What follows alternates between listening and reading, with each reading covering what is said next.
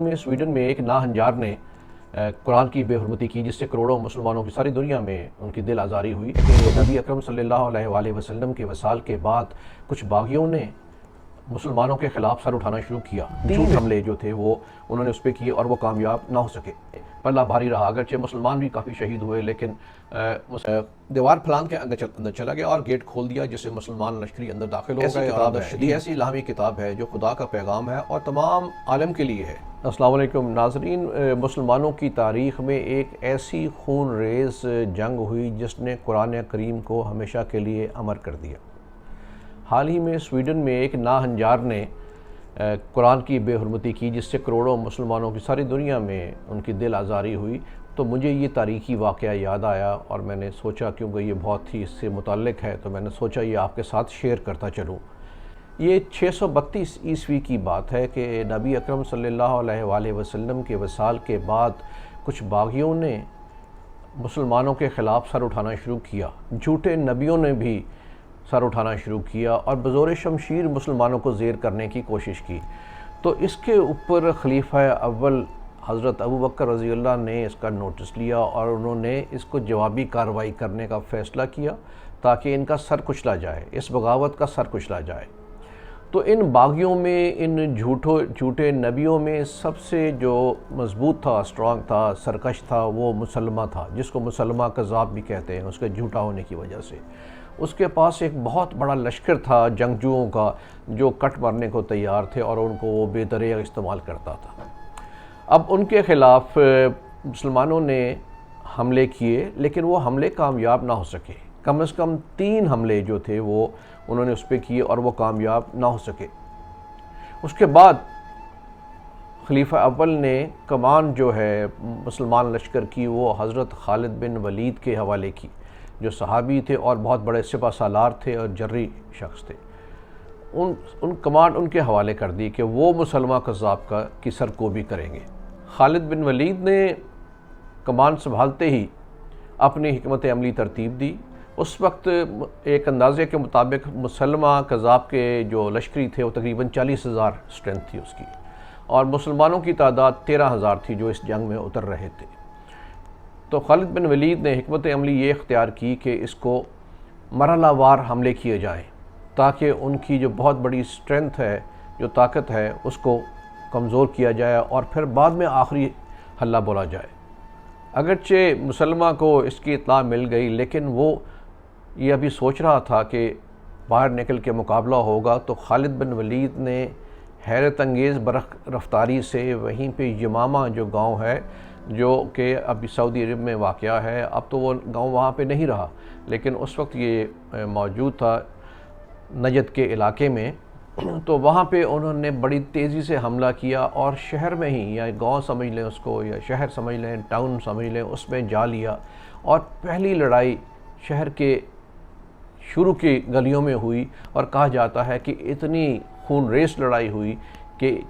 گلیوں میں سے خون بہہ کے وادی میں چھوٹے دریا کی طرح یا نالے کی طرح بہہ کے نیچے آنا شروع ہوا۔ دونوں طرف سے بہت جانی نقصان ہوا، لیکن ظاہر ہے کہ مسلمہ کذاب کو پہلا ایک دھچکا پہنچا، اور تمام دن کی لڑائی کے بعد دونوں فوجیں الگ ہو گئیں اور اپنے اپنے کیمپس میں چلی گئیں۔ جنگ کا اگلا مرحلہ، جسے مسلمانوں کا حملہ کہا جاتا ہے، اس میں دوبارہ گھمسان کا ایک رن پڑا، بہت کشت و خون ہوا۔ اس میں مسلمانوں کا پلہ بھاری رہا۔ پہلے مرحلے میں تقریباً برابر تھا، اس میں پلہ بھاری رہا، اگرچہ مسلمان بھی کافی شہید ہوئے، لیکن مسلمہ کذاب کے بہت لشکریوں کو جہنم واصل کیا گیا۔ اور شام تک جب یہ دونوں قوتیں الگ ہونے لگیں تو اندازہ یہ ہوا کہ مسلمہ کی جو فوج ہے، جو لشکر ہے، کافی حد تک انتشار کا شکار ہو چکا اور اس میں کمزوری پیدا ہو چکی، یعنی خالد بن ولید کی حکمت عملی اور اس کی شجاعت کام دکھا رہی تھی۔ تیسرے مرحلے میں جو فائنل راؤنڈ تھا، مسلمانوں نے جب بے جگری سے حملہ کیا تو مسلمہ کی فوج کے پاؤں اکھڑ گئے اور وہ پسپا ہو کے ایک باغ کے اندر گھس گئے، جو پہلے سے ان کا پلان ہوگا، اور اس کی طرف 4 دیواری تھی اونچی اور گیٹ تھا جس کے اندر وہ داخل ہو گئے، اور اس پہ مسلمانوں نے اس کا جب مسلمانوں نے اس باغ کو گھیرا ڈال لیا تو ایک لشکری برہ ابن مالک نے دیوار پھلان کے اندر چلا گیا اور گیٹ کھول دیا، جس سے مسلمان لشکری اندر داخل ہو گئے اور اندر شدید جنگ اور مزاحمت کا سامنا کرنا پڑا۔ سب سے اہم کام یہ ہوا کہ وحشی ابن حرب، جس نے حضرت حمزہ کو بھی نیزے سے شہید کیا تھا، اس نے اسی نیزے سے، اب وہ اسلام اس نے اختیار کر لیا تھا، اس نے اسی نیزے سے مسلمہ قذاب پہ حملہ کیا، اسے شدید زخمی کر دیا، نیزہ اس کے پیٹ میں جا کے گڑ گیا اور اسی لمحے ابو دجانہ نے اس کا سر تن سے جدا کر دیا۔ جو ہی لشکریوں نے مسلمہ قذاب کو ہلاک ہوتے دیکھا اور اس کی خبر پچھلی صفوں میں بھی گئی تو ایک بددلی پھیل گئی اور وہاں پہ تقریباً 7,000 لشکری اس کے قتل ہو گئے۔ اس باغ کو آج بھی موت کا باغ کہا جاتا ہے۔ اب مسلمانوں نے اس کا قلع کما کر دیا، اس سب سے بڑے فتنے کا قلع کما کیا۔ ایک خوشی کی بات بھی تھی، لیکن ہر گھر میں سوگ بھی تھا، کیونکہ ہر گھر مسلمانوں کے ہر گھر میں سے ایک شہید کی لاش جنازہ اٹھایا جا رہا تھا۔ اس کا سب سے بڑا امپیکٹ یا اثر یہ ہوا کہ اس میں 360 حفاظ کرام جو ہیں وہ شہید ہو گئے۔ اس سے ایک خطرہ پیدا ہو گیا کہ اس طرح حفاظ کرام اگر شہید ہوتے رہے، کیونکہ جنگیں تو جاری تھیں، تو یہ تو